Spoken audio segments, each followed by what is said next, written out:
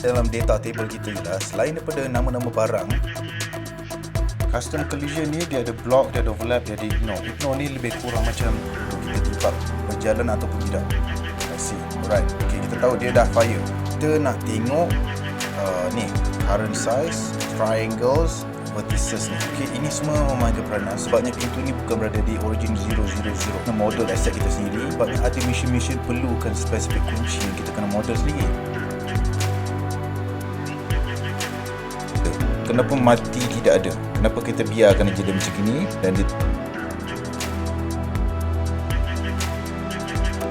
kita adanya menggunakan cahaya yang datang dari